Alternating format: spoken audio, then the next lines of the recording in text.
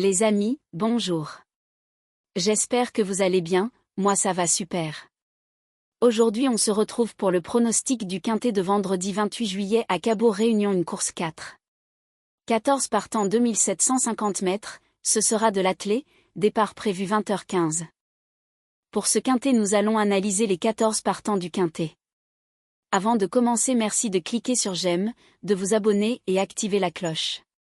Hadès de Liton, 1. Après 6 mois d'absence, il a participé à 3 courses. Il vient d'être 4e sur ce parcours. Pour une petite place. Une Adora, 2, est souvent fautive.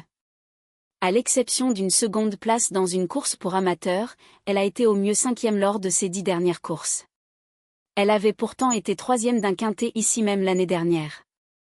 Hurlevent, 3, vient d'afficher sa forme avec 2 places consécutives à Amiens. Il monte un peu de catégorie. Confirmation attendue dans ce quintet. Son driver Gabriele Gelormini est en vue dans les quintets, 46% de réussite depuis un an. Il peut conclure dans le quintet. Gopek de Vivoin, 4, a été et plus en vue au trot monté. Il n'a pas été revu en course depuis 2 mois. Artfort, 5, se montre plutôt régulier dans l'ensemble. Il monte un peu de catégorie mais peut figurer dans ce quintet à l'issue d'un bon parcours. Il aura son mot à dire.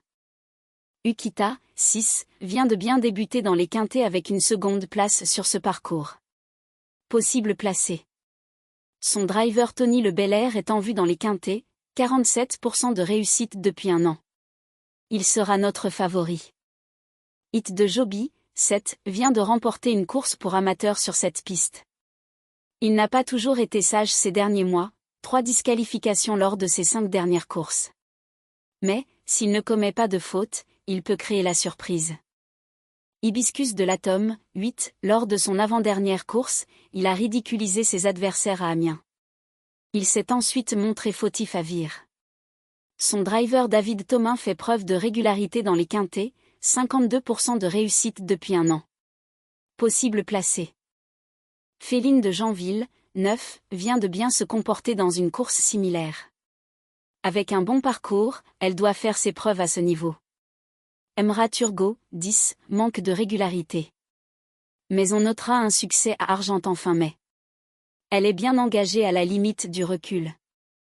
Elle vient d'être 5e sur ce parcours. Pour une petite place éventuellement. Oupla la Lyre, 11, a remporté 3 courses moins relevées ce printemps. La forme est là mais il doit faire ses preuves à ce niveau tout en devant rendre 25 mètres à Cabourg, ce qui n'est pas évident. Glorioso Bello, 12, sera ferré comme lors de ses 2 courses, 8e au mieux. Il sera délaissé. Frozen Queen, 13, lors de son avant-dernière course, il a été 4e d'une épreuve plus relevée pour jument à Vincennes.